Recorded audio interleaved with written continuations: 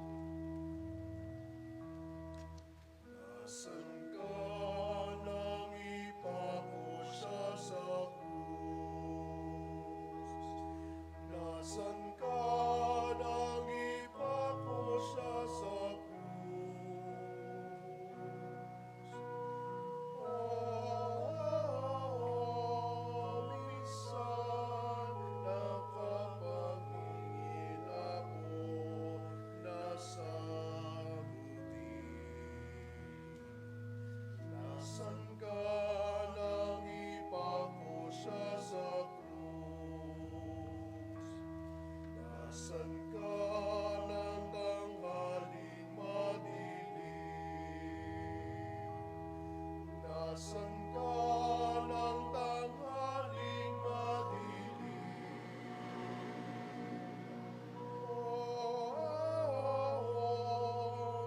Tunay na nakapalulumon na isipin.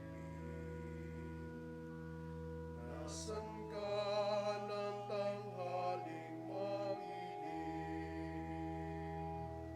Nasaan ka nang siya ay mamatay? Nasaan ka nang siya ay mamatay?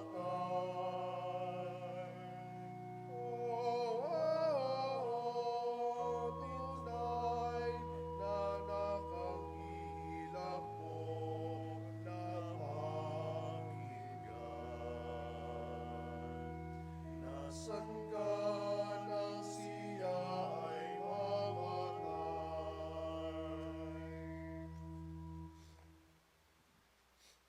Ang lahat ay magsiupo.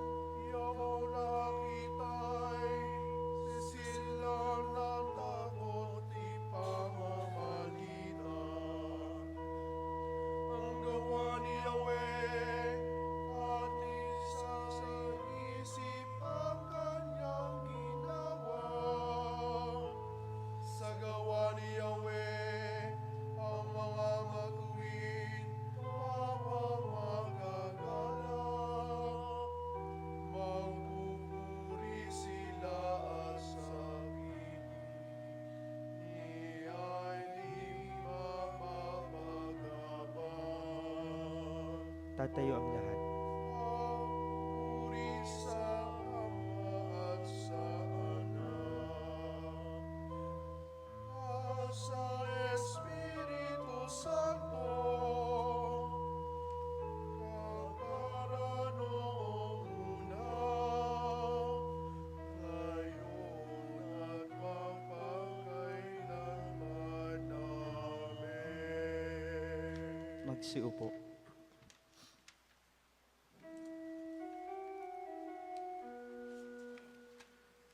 Kahit walang kasalanan, ang Panginoon ay natulang mamatay. Ang mundo ay narulusa, kalan ng paglulusa sa kaisa-isang anak.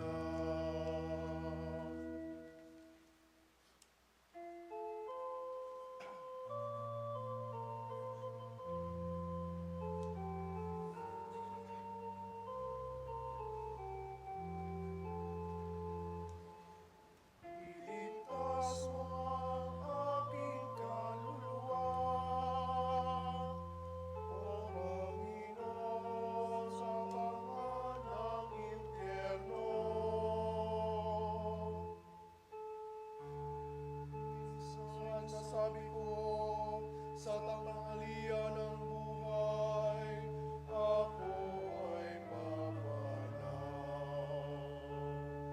Sa daigdig ng patay, ako masasadla upang manatili roon walang hanggan. Ang nasabi ko rin, di makikita, itong si Yahweh at sino mang nabubuhay. Katulad ng toldang tirahan ng pastor, inalis sa akin ang aking tahanan. Ang habang buhay ko'y pinuputol mo, na tulad ng tela sa isang amihan. Ang aking akala'y mawakasan ng Diyos ang aking buhay.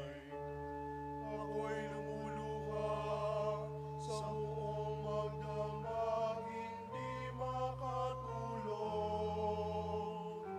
Para nilalansan ng leon ang aking buto sa katawan.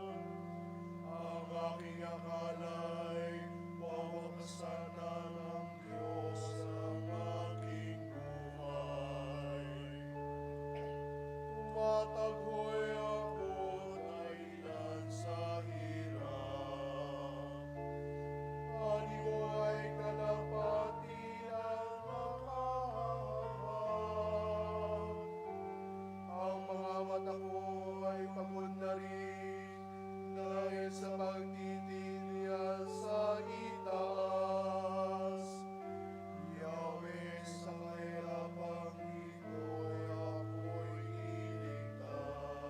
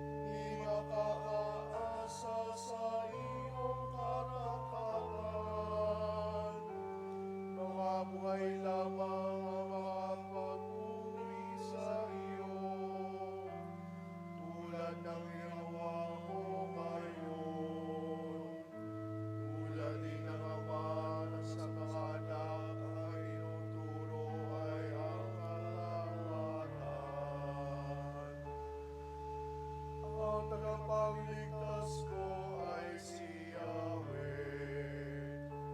Kaya sa saliw ng tugtog ay ating awitan.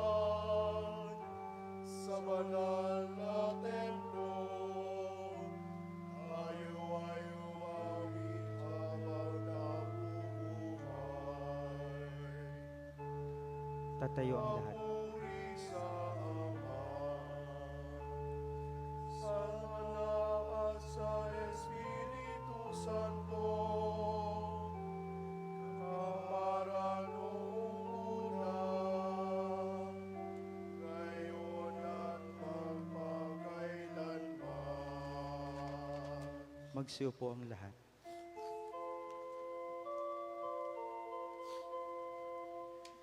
Iligtas mo ang aking kaluluwa, O Panginoon, sa pangan ng impyerno.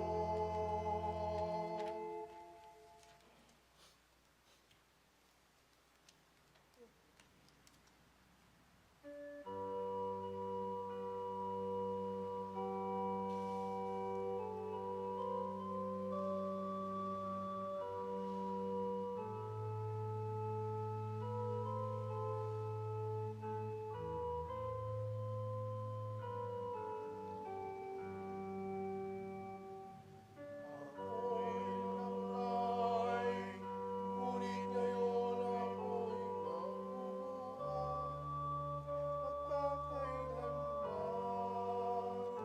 At hawak ko ang susi ng impyerno at kamatayan.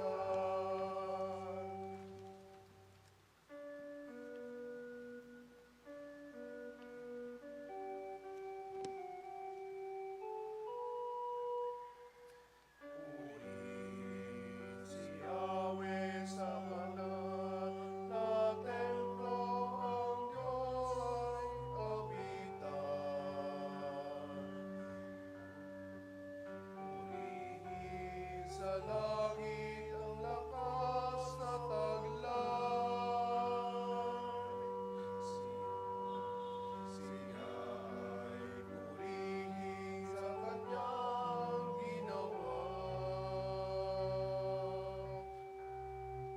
Siya ay purihin sapagkat dakila.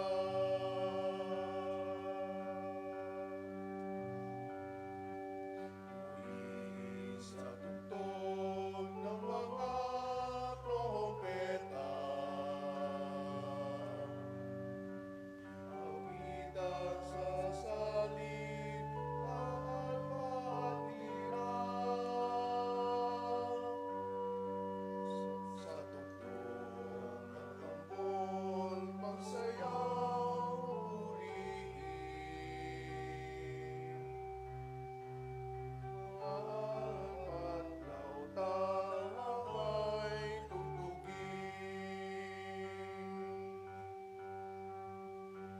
Diyos ay purihin sa tugtog ng lampyan.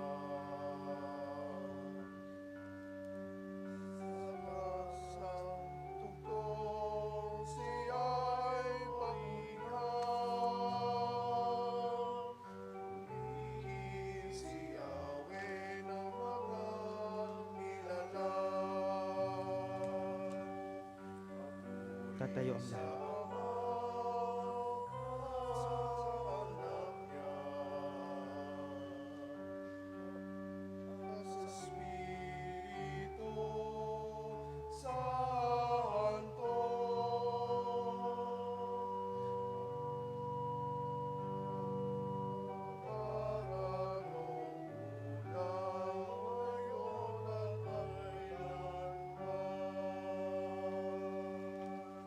Magsiupo ang lahat. Ako'y namatay, ngunit ngayon ako'y mabuhay magpakailanman. At hawak ko ang susi ng impyerno at kamatayan.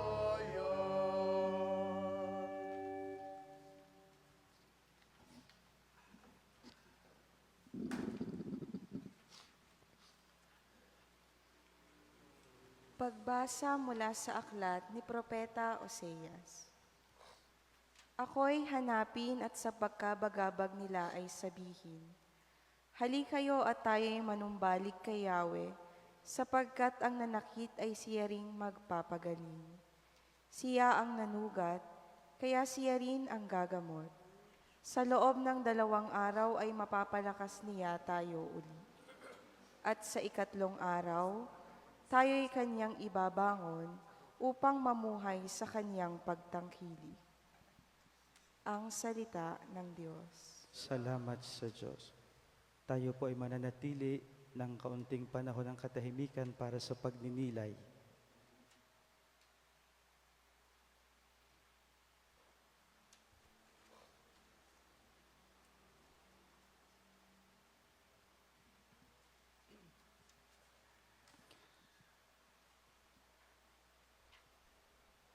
Ang araw po ng Sabado Santo ay bahagi pa rin ng araw ng pagpapakasakit ng Panginoon.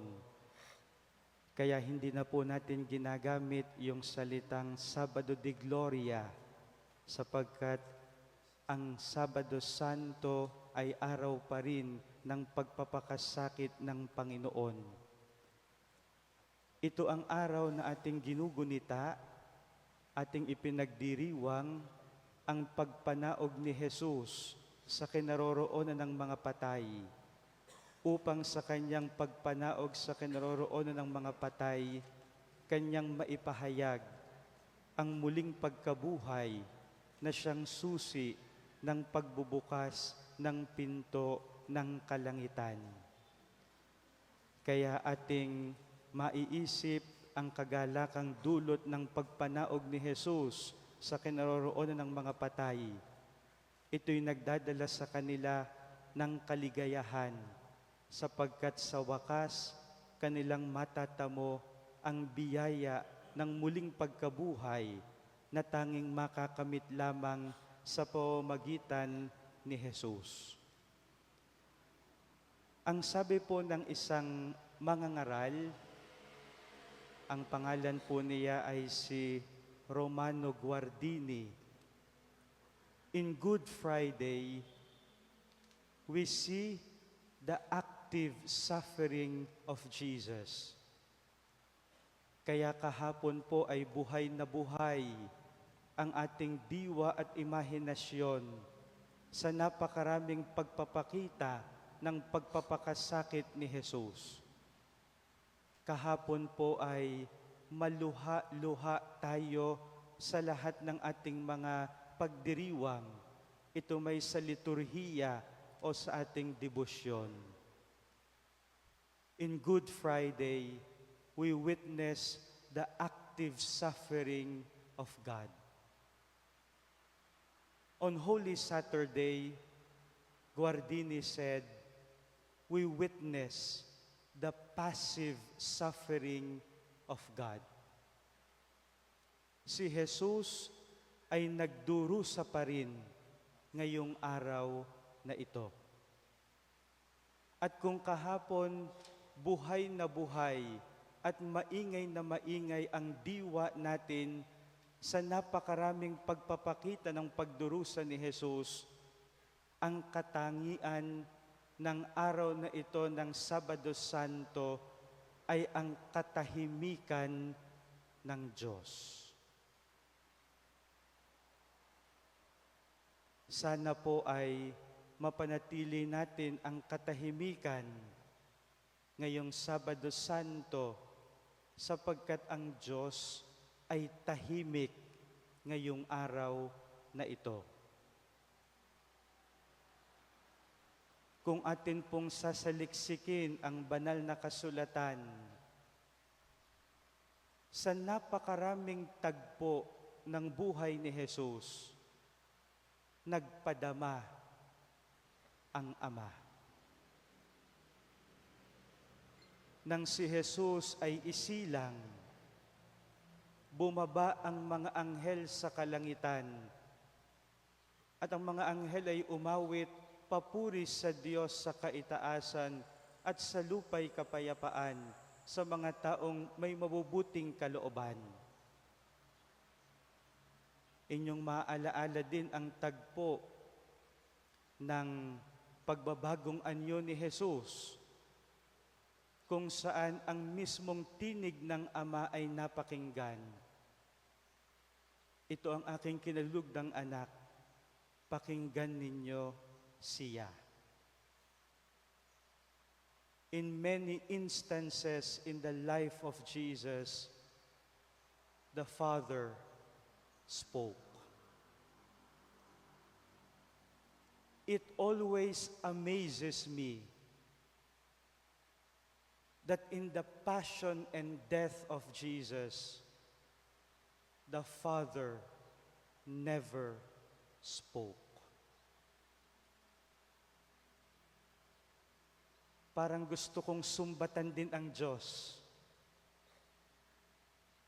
Sana hindi ka na lamang sa pagsilang ni Jesus umimik. Sana hindi na lamang sa pagbabagong anyo ka umimik. Ama, ngayon ka umimik sa gitna ng kadiliman ng pagpapakasakit at kamatayan ni Jesus. Father, please speak. Pinili ng Ama na manatili na tahimik.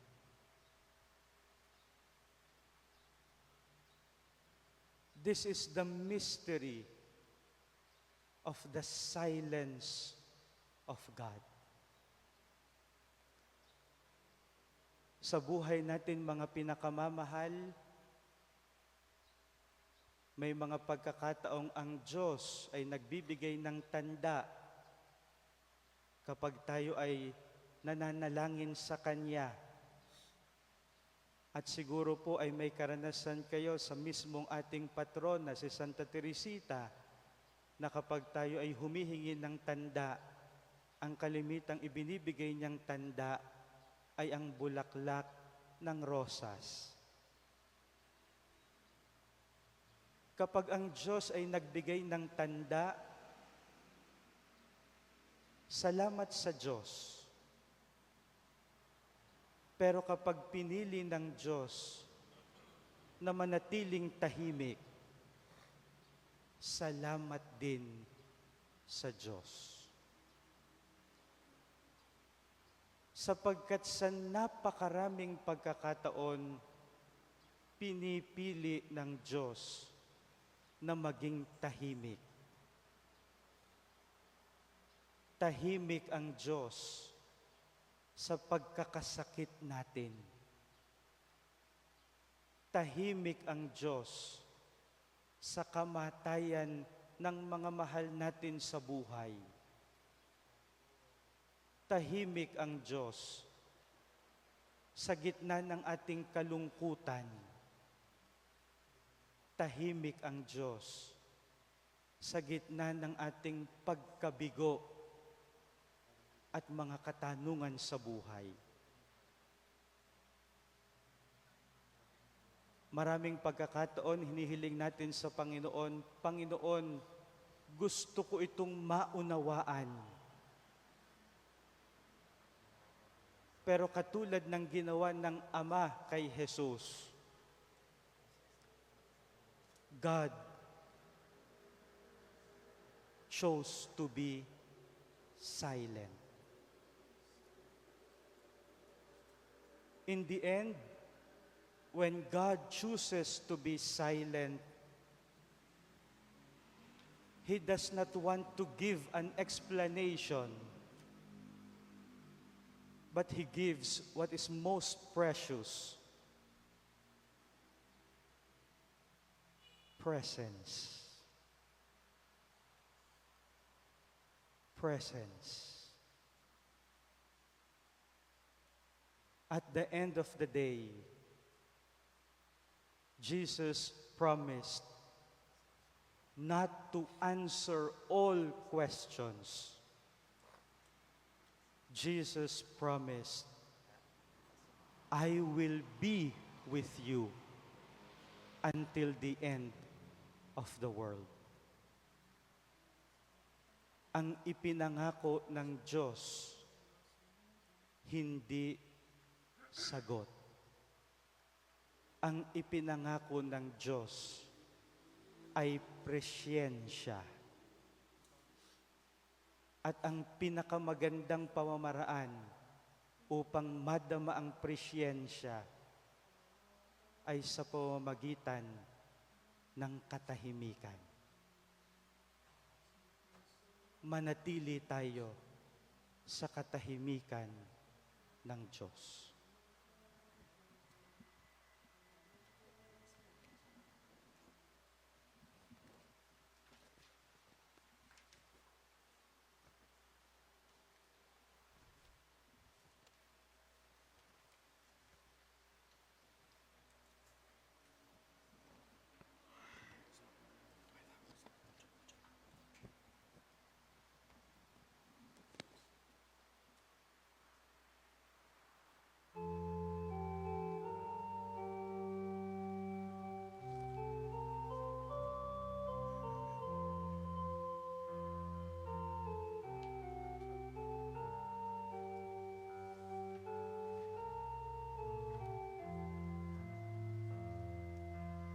Dahil sa atin, si Kristo ay naging masunurin, tinanggap ang kamatayan, kamatayan sa krus. Dahil sa atin, si Kristo ay naging masunurin, tinanggap ang kamatayan, kamatayan sa krus. Tatayo ang lahat.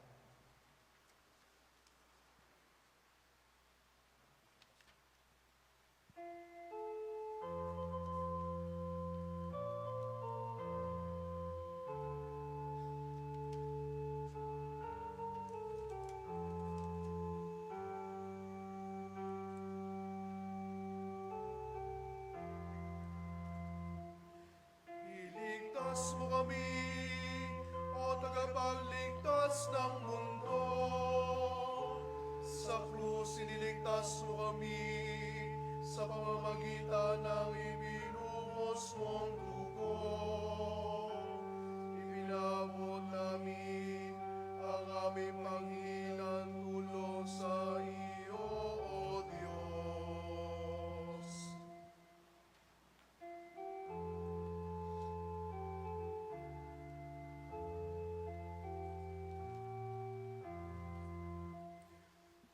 Purihin ang Panginoong Diyos ng Israel, sapagkat nilikha niya at pinalaya ang kanyang bayan. At nagpadala siya sa atin na isang makapangyarihang tagapagligtas.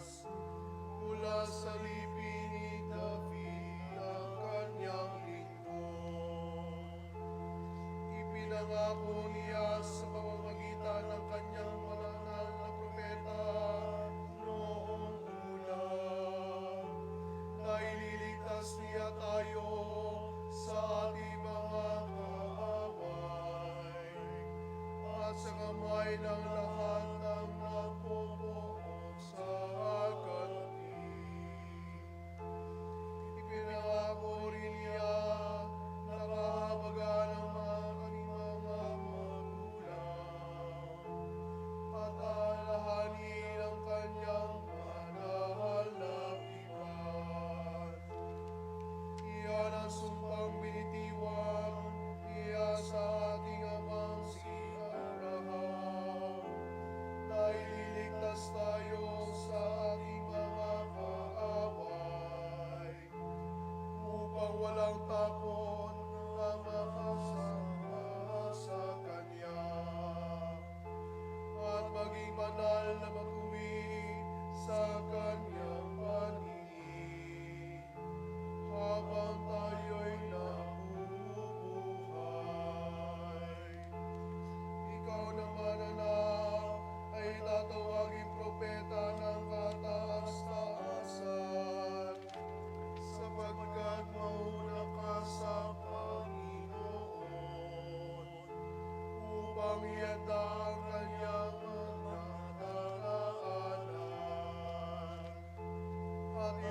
sa kanyang bayan ang landas ng kaligtasan, ang kapatawaran ng kanilang mga kasalanan, sapagkat lubhang mapag-ina ang ating Diyos.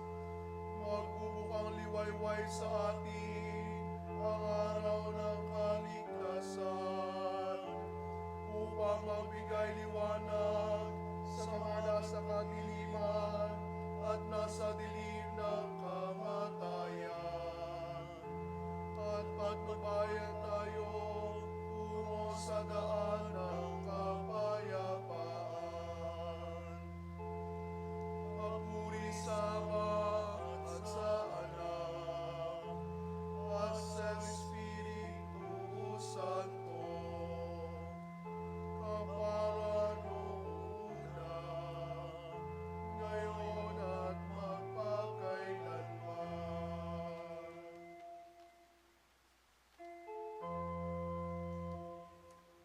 Iligtas mo kami, o tagapagligtas ng mundo. Sa krus siniligtas mo kami sa pamamagitan ng ibinuhos mong dugo. Ipinabot namin ang aming paghihinang tulong sa iyo, O Diyos. Panalangin pangkalahatan, ang ating mananakop ay nagpakasakit at inilibing upang kasama niya tayo'y mabuhay na mag-uli. Taglay ang kababaang loob, sambahin natin at ipaabot ang ating mga kahilingan.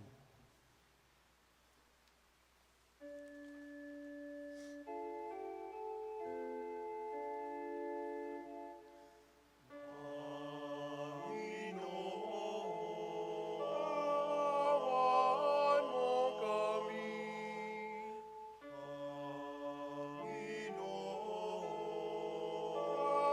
awan mo kami. Kristo, aming mananakop, ang iyong nagdadalamhating ina ay nakatayo sa tabi mo sa iyong kamatayan. Sa aming kalungkutan, makahati nawa kami sa iyong paghihirap.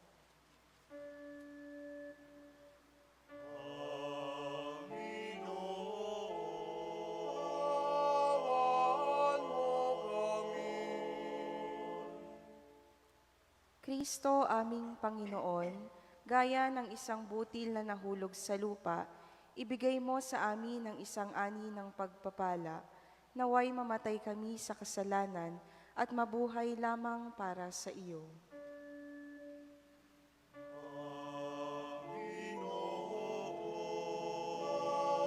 Awan mo kami. Kristo, aming mabuting pastol, sa kamatayan natago ka sa mundo. Turuan mo kaming mahalin ang isang buhay na lihim at huwag hangarin ang katanyagan. Awan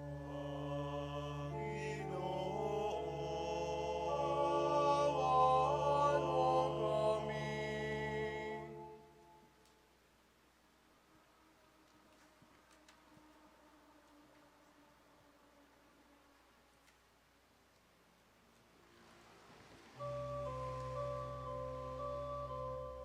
Ama namin, sumasalangit ka,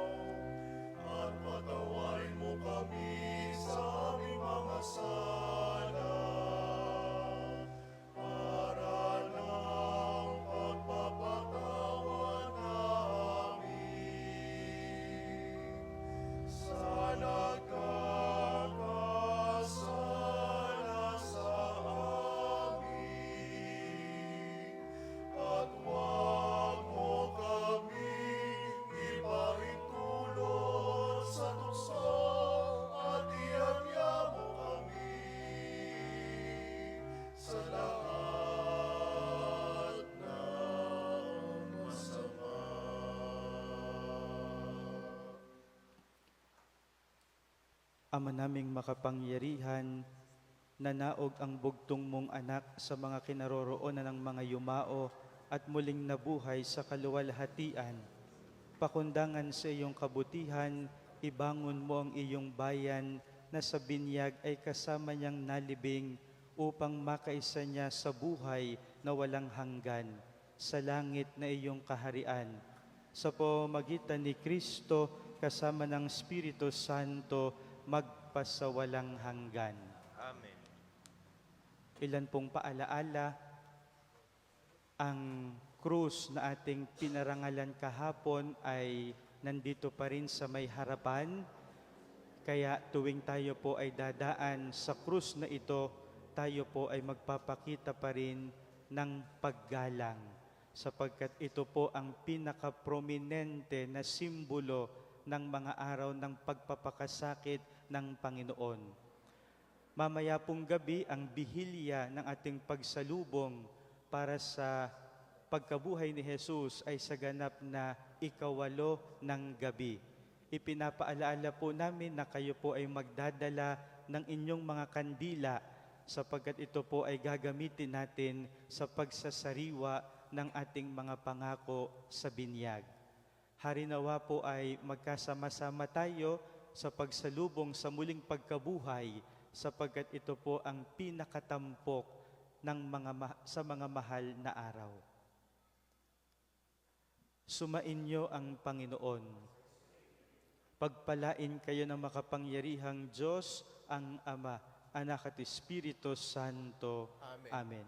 Humayo kayong taglay ang kapayapaan ni Kristo. Salamat sa Diyos.